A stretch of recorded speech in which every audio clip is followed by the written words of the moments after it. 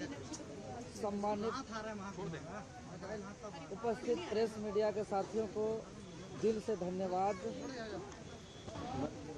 कि छात्र के आवाज़ को मजबूती देने के लिए पिछले कई दिनों से कठिन परिस्थिति के बावजूद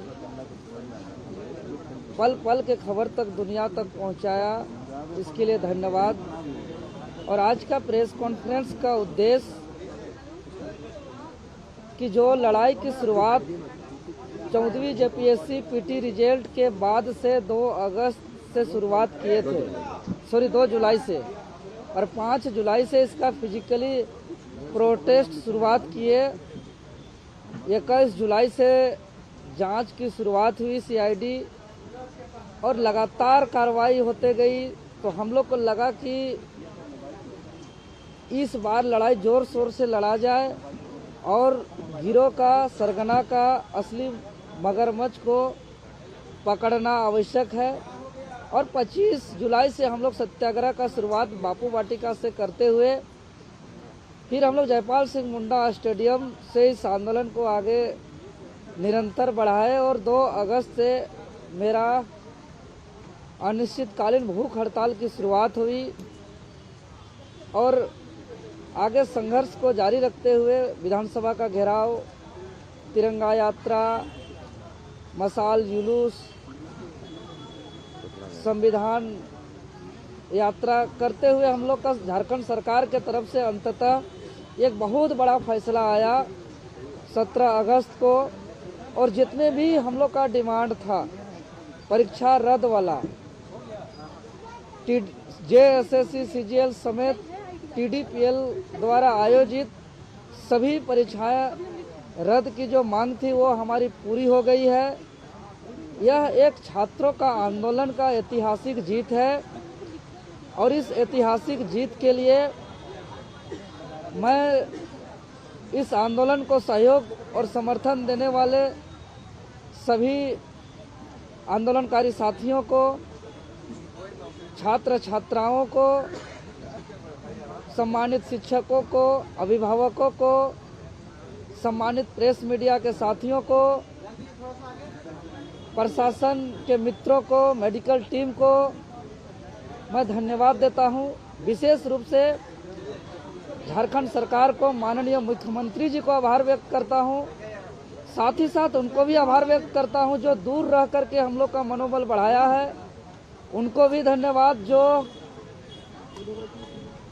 अजनबी होकर के भी रात 1 बजे 2 बजे इस आंदोलन को सपोर्ट करने के लिए पानी पहुंचाया, ऑनलाइन के माध्यम से बहुत चीज़ों का व्यवस्था किया। चूँकि हम लोग जब इस आंदोलन का शुरुआत किए थे एक दरी से, बापू वाटिका से, उसके बाद फिर 2 दरी, फिर भीगते हुए बारिश के दौरान फिर एक तिरपाल, और उसके बाद अभी हम लोग का मच्छरदानी का व्यवस्था हुआ, कंबल का व्यवस्था हुआ, लोगों का माध्यम से खाने पीने का व्यवस्था हुआ। तो जितने भी सहयोगी रूप में सहयोग किए सबको आभार और धन्यवाद। यह झारखंड के छात्र का आंदोलन और संघर्ष का एक बहुत बड़ी जीत है। और जो हम लोग का जेपीएससी जेएसएससी भ्रष्टाचार मुक्त भर्ती अभियान का जो शुरुआत हम लोग किए हैं, इसका प्रथम चरण का यह जीत है। प्रथम चरण हम लोग का सफल हुआ, लेकिन संघर्ष हम लोग का जारी रहेगा। अब हम लोग का द्वितीय चरण का शुरुआत होगी। चूँकि हम लोग अपने जीवन में आज जो 14 परीक्षा को रद्द होते हुए देखा, या दिल्ली का जंतर मंतर से शिक्षा मंत्री को इस्तीफा होते हुए देखा, आज दूसरा शिक्षा मंत्री बन गया, व्यवस्था में क्या सुधार हुई। आज 14 परीक्षा रद्द हुआ। ये जो सीजीएल कल हम लोग रद्द कराए, यही सीजीएल को वो तारीख 28 जनवरी 2024 का वो तारीख इतिहास नहीं भूला होगा कि यही सीजीएल को रद्द कराए थे 28 जनवरी 2024 को। और उसके बाद आज फिर वही सीजीएल दोबारा परीक्षा हुआ, तो फिर से पेपर लीक हो गया, धांधली हुई और पेपर लीक होकर के फिर 13वीं से नौकरी हुआ। तो मेरा आज सबसे बड़ा जो दूसरा चरण का जो लड़ाई होगा, चूंकि हम अपने जीवन में बहुत परीक्षा को रद्द होते हुए देखा है, बहुत परीक्षा को सीबीआई जांच होते हुए देखा है, बहुत परीक्षा को एसआईटी सीआईडी जांच होते हुए देखा है, लेकिन ये सारे परीक्षा जो रद्द हुए, क्या फिर से जब परीक्षा होगी तब क्या गारंटी है कि पेपर लीक नहीं होगा? तब क्या गारंटी है कि धांधली नहीं होगी? तब क्या गारंटी है कि वहाँ पैरवी नहीं चलेगा? इसीलिए मेरा जो हम लोग का अगला चरण का जो संघर्ष होगा, एक ऐसा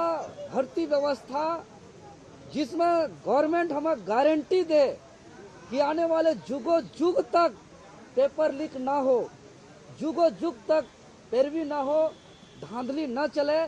चाहे वो बच्चा अभी पहला दूसरा में पढ़ रहा हो, चौथा पांचवा में पढ़ रहा हो, चाहे मैट्रिक इंटर में पढ़ रहा हो, या जो अभी आने वाले समय पे जिनका जन्म होगा। जो कुर्बानी हम लोग को देना पड़ा, बहुत दिक्कत होती है। आज भूखे प्यासे 16 दिन रहे, भूख हड़ताल पर रहे। इससे पहले कई चरणों पर आंदोलन किए, खाना पीना नहीं रहता है। जांच के नाम से ब्लड डेली 3-4 बार निकाला जाता है। सलाइन के माध्यम से जिंदा रहना चाहता है। हम नहीं चाहते हैं कि आने वाला दिन में और कोई दूसरा माँ का कोई बेटा या बेटी को कुर्बानी देना पड़े, क्योंकि एक छात्र का काम है पढ़ना, लिखना, परीक्षा देना, नौकरी करना। ये सड़क पे उतर करके FIR लेना, लाठी डंडा खाना, भूख हड़ताल करना, जान को जोखिम में डालना, ये आने वाला पीढ़ी को इस स्थिति में हम देखना नहीं चाहते हैं। इसीलिए हम एक ऐसा मजबूत व्यवस्था चाहते हैं जो अभिभावक भी आज चाहते हैं। आज सब परेशान है कि ये 14 परीक्षा तो जो गड़बड़ी हुई थी, रद्द होना था, हो गया, लेकिन क्या ये 14 परीक्षा आने वाले समय पर होगी? उस पर क्या गारंटी है कि पेपर लीक नहीं होगा? ये सबसे बड़ी चुनौती है। इसीलिए हम सरकार से डिमांड करते हैं कि जो रिफॉर्म का जो है उस पर एक निगरानी कमेटी गठित हो और पूरा ऑडिट हो। सिर्फ फाइनेंशियल ऑडिट नहीं, हर स्टेप में ऑडिट होना चाहिए।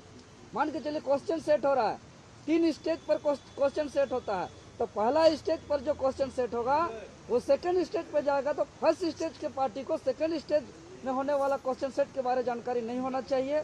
उसके बाद फाइनल स्टेज पे जो होगा उसका फर्स्ट और सेकंड वाला को मालूम नहीं होना चाहिए क्वेश्चन कहाँ प्रिंट हो रहा है, कहाँ से उसका ट्रैकिंग हो रहा है। आज तक तो कोई राष्ट्रपति और प्रधानमंत्री पर कोई कार्यक्रम पे हमला नहीं होता है, क्योंकि उस तरीके से डिटेक्ट किया जाता है, उस तरीके से ट्रेस किया जाता है। तो उसी प्रकार क्वेश्चन पेपर को भी, परीक्षा भर्ती को भी, चूंकि परीक्षा व्यवस्था को, भर्ती व्यवस्था को उद्योग न बनाया जाए, इसको प्रॉफिट का, लाभ का व्यवस्था न बनाया जाए, ये बहुत दुख का विषय है। इससे बड़ा दुखदायी बात नहीं हो सकता। इसीलिए हम लोग चाहते हैं निगरानी कमेटी गठित हो, पूरा स्टेप बाय स्टेप ऑडिट हो, साथ ही साथ हर स्टेप का एक क्लियरेंस एफिडेविट हो, सर्टिफिकेट हो कि हाँ हमने नियमावली का पालन किया है, हाँ हमने SOP का पालन किया है, हाँ हमने किसी प्रकार का धांधली नहीं किया है, कोई प्रकार की गड़बड़ी नहीं हुई है।